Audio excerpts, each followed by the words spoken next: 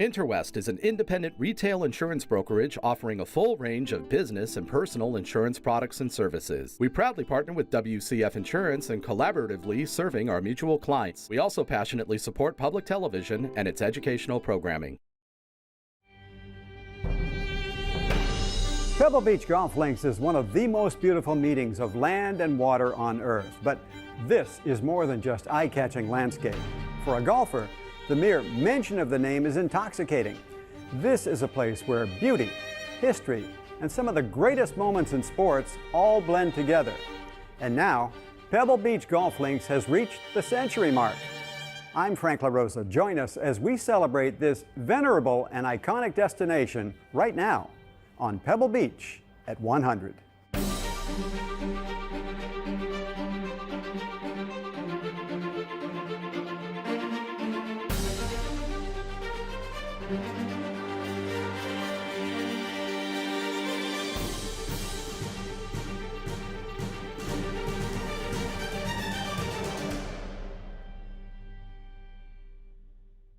Welcome to the Pebble Beach Visitor Center, where more than 2 million people come from all over the globe every year to experience one of golf's most famous, even sacred places. Pebble Beach Golf Links is 100 years old. Now, most of its history is tied to the sport of professional and amateur golf. And for many casual players, it's a coveted destination for a very special golf getaway. But what you may not know is that Pebble Beach actually has deep roots in California's history.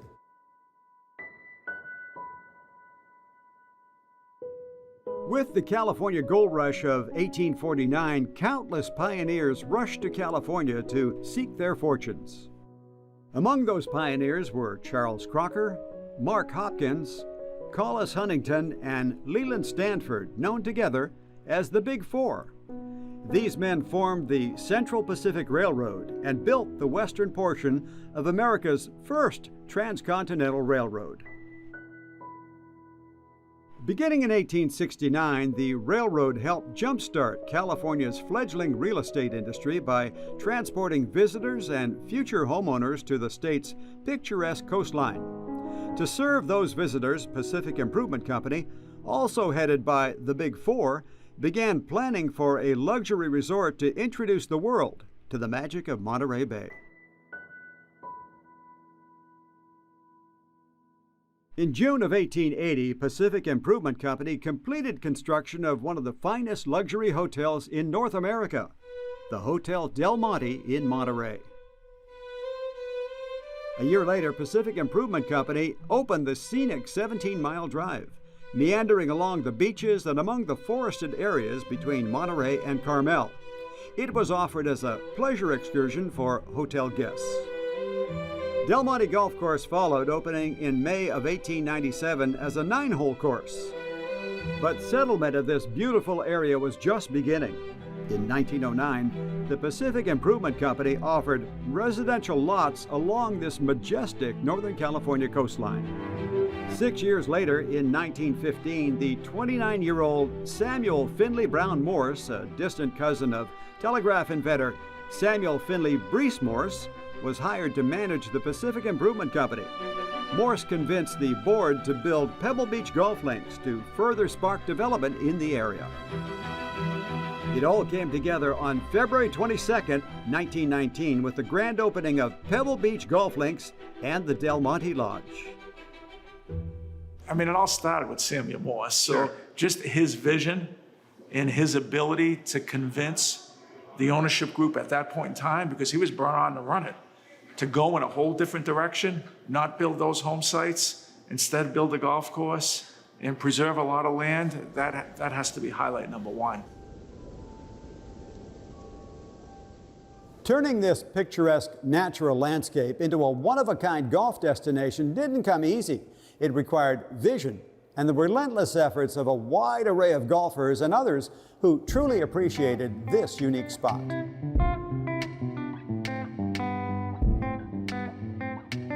Pebble Beach Golf Links has always been a picturesque landmark along the stunning California coastline, but it's taken many decades for it to become the world-famous golf venue that it is today. Samuel F.B. Morse approached Jack Neville and Douglas Grant, two of California's most accomplished amateur golfers, to design the golf links. Their figure-8 layout placed as many holes as possible along this rocky and beautiful Monterey coastline, with each hole testing the best golfers by leaving them long irons into small greens. Their initial design efforts were followed and improved upon by others. To get the 1919 course accepted by the California Golf Association, Samuel F.B. Morse first turned to Harold Sampson, a celebrated U.S. golf professional serving as the Del Monte Golf Course head golf professional. With the help of a number of top amateurs, Sampson improved the playability of the course.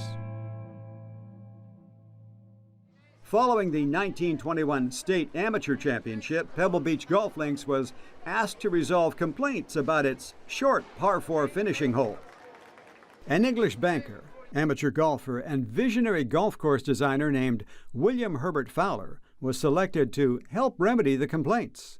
Fowler's redesign added 156 yards to the existing hole along the coast and converted the 18th hole into what is today one of the most breathtaking 543-yard par 5 finishing holes in all of golf. In 1926, famous English golf course architect Alister Mackenzie redesigned the 8th and 13th holes to make the attempt more challenging and the reward for success more fulfilling.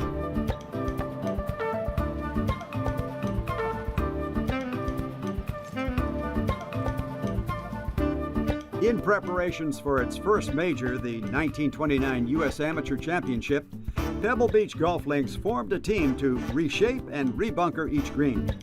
That team was comprised of Robert Hunter, an American amateur golfer, and Henry Chandler Egan, a two-time amateur champion and golf course architect. The duo transformed the course by creating a dogleg first hole, lengthening the 2nd and 14th par 5 holes, relocating the 9th hole green and 10th hole tee, and extending the 16th hole by another 100 yards. Contemporary golf history titans have also left their indelible marks on this course. One of golf's greatest champions, Jack Nicklaus, created the new 5th hole in 1998. For that to happen, a prime oceanfront lot had to be reacquired and transformed into today's critically acclaimed par 3, which favors a Nicklaus-style high fade. In 2010, Arnold Palmer lent his expertise to make notable improvements, ushering in the new era of golf at Pebble Beach Golf Links. Under Palmer's direction, 4 greens and 16 bunkers were rebuilt. 11 tees were enhanced, 6 holes had trees added, and the total length of the course was extended to 7,040 yards. What is it about Pebble that makes it your favorite course? Number one, I just like the layout, small greens, and it was intriguing to me to play in the AT&T and how hard it could play that time of year because it was wet. You play number 9, I'd be hitting a wood at number 9, and then I could play in the State Amateur and I'd be hitting an 8 or 9 iron, just because it's fast and dry and so on and so forth. But I think it's the ultimate golf course. You can shoot a really low round, or if you get off, you can. I got the shanks one time, and by the time I got to 10, I'd had 4 shanks, and I hit 160 yards. I hit a 4-wood because I didn't want to hit it down on the beach. So I have a lot of memories of this place.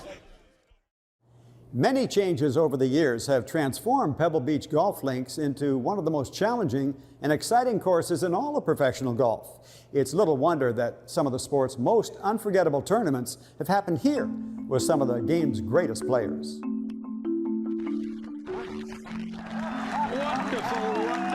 This boy is a magician. The fact that we have held 13 championships here, starting with the U.S. Amateur in 1929. Of course, we just held our 6th U.S. Open here a couple of months ago. That was something Samuel Morse always wanted to do. The 1929 U.S. Amateur Championship was the first major hosted at Pebble Beach Golf Links. It also marked the first time the USGA had conducted a major championship west of the Mississippi. 1940 was the first year the U.S. Women's Amateur was hosted at Pebble Beach Golf Links. The winner of that championship Betty Jamieson went on to become one of the founding members of the LPGA Tour. During the 1947 U.S. Amateur, when asked about Pebble Beach golf links, USGA President Charles W. Littlefield said, "If I was going to be president of the USGA any longer, I'd hold them all here. This is the grandest place to hold a golf tournament I've ever seen." 1947 was also the year Pebble Beach golf links began hosting the Bing Crosby National Pro-Am, famously referred to as the Clam Bake. The annual charity event was brimming with sports and Hollywood celebrities partaking in golf, cocktails, and, well, a party. Every time I play Pebble Beach and I get to a certain spot on any of these 18 holes, it brings back a Jack Lemmon story, because he was larger than life. We never made the cut as a team, but he always was entertaining, and he would do some crazy things on the course, almost at the expense of making a birdie or a par, just to give to the people, because he knew how important the tournament was to this area and to basically the PGA Tour. After Crosby's death in 1977, his family continued to host the event for 8 more years until the AT&T Corporation became the title sponsor in 1986. What was fashioned by Bing Crosby is known today as the annual AT&T Pebble Beach National Pro-Am. Of all the events that you can play in, not only at a historical site such as Pebble Beach, but to play in an amateur pro-am event where it's just you and your amateur, and you see the amateurs that compete and play the clam bake, the great actors, the great celebrities, and even today in the AT&T Pebble Beach National Pro-Am, we've got athletes, we've got political people, we've got actors and actresses. I mean, it's just one of those worldwide pro-ams that everybody would pretty much die to be able to play in. The 59th PGA Championship was hosted in 1977, and Lanny Wadkins became the winner of the first sudden death playoff in major championship history. Pebble Beach Golf Links has hosted the U.S. Open 6 times, first in 1972 and most recently in 2019. It's the first public golf course to host a U.S. Open, and some of the greatest moments in all of golf have occurred right here on these grounds. It's got 202 yards to the hole. Tiger's performance in 2000 to win a national open by 15 shots, to be 12 under par, and the next best was 3 over. Yeah. Pretty amazing, and probably the call that I am most remembered with was on Friday. He hit the ball in the right rough at the 6th hole, the par 5, and the second shot then requires you hit it up over a cliff and with a steep face. So most guys in the U.S. Open rough that had driven it over in the right rough had pitched out sideways and then had to play their third up over this giant mountain. And Tiger all of a sudden pulls out a club and aims toward the green. I think he could probably get a 7 or 8 iron on it. He may get it all the way up there. And he hits it about 240 up over this hill and runs it up on the edge of the green. And I said, It's just not a fair fight. No, it really isn't, Roger. In 2023, Pebble Beach Golf Links will add yet another achievement to its memorable journey by hosting the U.S. Women's Open for the first time in the course's history. Now, you may think that Pebble Beach is an exclusive experience just for the wealthy, and true, it can be a pricey destination, but it's also deeply committed to supporting charities and giving back to the community, essential core values to the culture at Pebble Beach Company.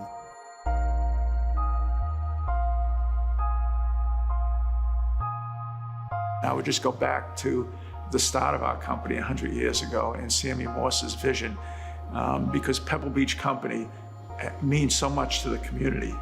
And if you look at a lot of the things that have gone on in the community, Pebble Beach is involved and in many cases behind the start of it. It's a core value we have about helping our neighbors. We have a Pebble Beach Company Foundation that's very active. And probably the biggest impact we make is through our special events. As a philanthropic arm, Pebble Beach Company Foundation receives contributions from annual events held at Pebble Beach resorts and in turn donates millions of dollars to more than 80 regional and national youth-focused nonprofits. The annual AT&T Pebble Beach Pro-Am will donate $16 million to community, all generated from that event, along with the Pure Insurance Championship. And then our annual car show, the Concours, which is the #1 car show in the world, and generates in excess of $2 million to charity. And we're heavily involved with organizations like the Boys and Girls Club here in the community, and a lot of personal involvement that many of our employees contribute in terms of supporting organizations. So charity and charitable endeavors is a huge part of our company and what we're all about. Steve John is the CEO of the Monterey Peninsula Foundation, and that encompasses a lot of things. Tell me, Steve, how it relates to the tournaments and ultimately to Pebble Beach. Yeah, so we're the Monterey Peninsula Foundation is the host organization for both the AT&T Pebble Beach Pro-Am and the Pure Insurance Championship, which impacts the first tee specifically. And all net proceeds from both tournaments go back to our communities that we serve: Santa Cruz, San Benito, and Monterey County. Last year alone was $15.6 million. Wow. Those charitable donations make a huge difference in enhancing quality of life in Monterey County and its surrounding areas. But Pebble Beach Company's charitable giving doesn't end there. Their support of important youth development programs such as the First Tee helps build character, confidence, and life skills in a whole new generation of golfers who grow with their own unforgettable memories. It's amazing. I mean, this course it's unbelievable. Everybody talks about it. I've been asking questions, what's your dream course to play? I say that. This is it? Yeah. I'm playing in the Pure Insurance Open with the First Tee and the Champions Tour. It's going to be a great opportunity. We get to play Pebble Beach and Poppy Hills. I'm playing with Retief Goosen. He's an amazing player. I can't wait to learn from him and on and off the golf course. It's going to be an amazing opportunity. I'm just so excited. This is a once-in-a-lifetime opportunity, so I'm just going to make the best of it, I think, and meet a bunch of people, hopefully make some connections that last for a long time. Dylan, you just came off the 18th. That had to be an incredible thrill for you. Oh, it was amazing. It was just a great time out there. First time playing here? Yeah. What were you thinking when you stood on the first tee? Well, I've been here so many times, but I've never really gotten to play it. So I was just going through all the times that I've been here and watched people tee off, but never really gotten to play, and it's amazing to finally be out here and being able to hit on the course. You just walked off 18. How's a guy from Sacramento feel about playing Pebble Beach for the first time? Yeah, it's pretty cool. All the views out there I'm not really used to it from Sacramento, but yeah, it was a lot of fun, especially playing those holes on the front nine that were all on the ocean. That was probably my favorite part of the course. Yeah, they do have a better ocean than we have in Sacramento. Yeah, that's true. There's no question, if this tournament were not at Pebble Beach as the home golf course, we wouldn't nearly have the impact. We're so thankful that Pebble Beach has embraced what we do and has partnered with us in giving away a very large amount. It's quite impressive, but it's a great collaboration of efforts. Pebble Beach Golf Links is in good hands. Some of the owners are famous, others less known, but they all remain committed to making this destination the best it can be.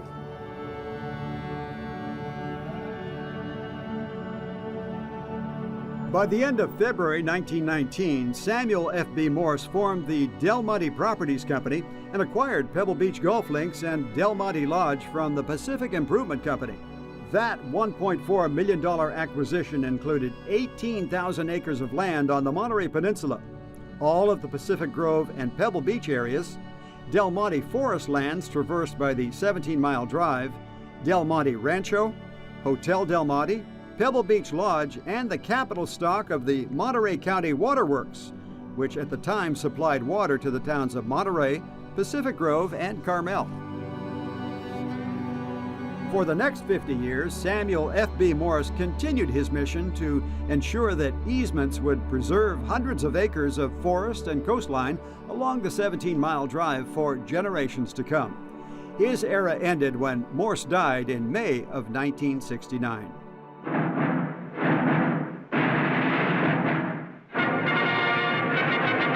Ten years later, Pebble Beach Corporation was purchased by 20th Century Fox with profits from their blockbuster film Star Wars and reorganized as Pebble Beach Company. Through much of the turbulent 1990s, the Pebble Beach Golf Links was owned and operated by the Lone Cypress Company, formed by Japanese investors. In the summer of 1999, an all-star team of investors acquired the Pebble Beach Company for over $800 million, promising never to sell the company to another ownership group again. When we put the ownership group together 20 years ago, and you think about the four people leading the effort, Peter Uberoth, the former commissioner of baseball, Time Man of the Year, Dick Ferris, who was CEO of United Airlines at the age of 39, an unbelievable businessman. And of course, two other individuals that don't need any introduction to anyone. Clint Eastwood, former mayor of Carmel, has an unbelievable presence in this community, as well as the whole world, and what he's brought to our organization. And somebody that changed the game of golf and will never be forgotten, and that's Arnold Palmer. How could you put those four individuals together? I mean, it's like it's a dream team. It's an unbelievable team that we had right from the beginning. And for me personally, having the privilege of working with all of them has been, it's like a dream. Bob, you've been coming to Pebble Beach for so many years. Yeah, you could really say decades. Yeah. Tell me about the first time you played here. First time had to be 60, 70 years ago. And at that time, the course was a little bit different, but the whole atmosphere is about the same. The people running Pebble Beach today have just done an outstanding job. And it is a little bit different in a lot of ways what they've done with the property, but super, super fabulous place. We have 1,700 employees. Wow. I mean, it's a very difficult thing to describe in terms of how great our team is. Our employees don't consider it a job. They consider it a privilege to work here. They take such pride in what they do. And, that is conveyed to the guest. When talking about our culture, another thing is we're never resting on our laurels. We're always trying to get better. It's one of our core values is to keep improving. Like this visitor center, this was an improvement. We're really excited about the visitor center. We've never had a place where you could go to learn about the history. And now this is the start of everybody's tour, is to come through this visitor center. And I think our whole team did a great job. The company says it's committed to continuing the legacy of the Pebble Beach founder with ongoing improvements to the course, accommodations, and other amenities.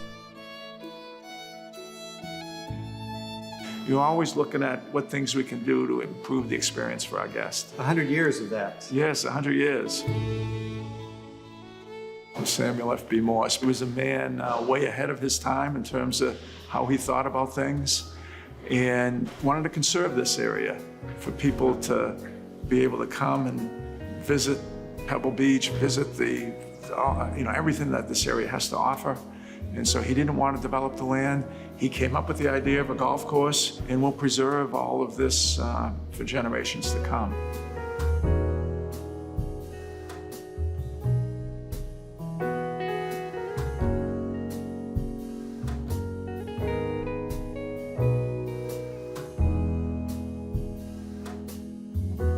When you think about what his vision was 100 years ago, I think he'd be pretty proud of what it looks like today too, because we've continued on and moved forward with what he started. It's a spectacular place, this entire forest, and it's neat to see what's transpired because this golf course has gotten nothing but better. I mean, the addition of different bunkers, the addition of the new number 5 hole, par 3. I mean, completely different hole, but actually a much better hole than the old hole. Sure. It's a magical place. This is if you went to church and you found yourself at Pebble Beach, you knew you made it. We just want Pebble Beach to continue to be a national treasure. Continue with the tradition that Samuel Morse started 100 years ago. It's a special place. and we always want it to be that way. We look forward to continuing to preserve this national treasure, make it something that people from all over the world can come to every day. It's a public golf course, and it's the #1 public golf course in the world. Anybody can play it. Yes, it's expensive, but the experience is second to none. And so we want to continue to preserve that and continue down that road.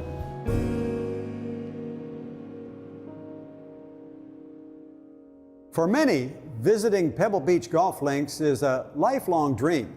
It's a bucket list destination for golfers and a treasured Northern California jewel. Now, if you've had a chance to tee it up here, you're fortunate. If you've had a chance to explore the course and surrounding Monterey Peninsula, that's pretty special too. If not, I hope you get the chance soon to experience this special place as it enters its 2nd century. I'm Frank LaRosa. Thanks very much for watching, and I'll see you on the first tee. Look right in the lens and describe this beautiful place. Extraordinary.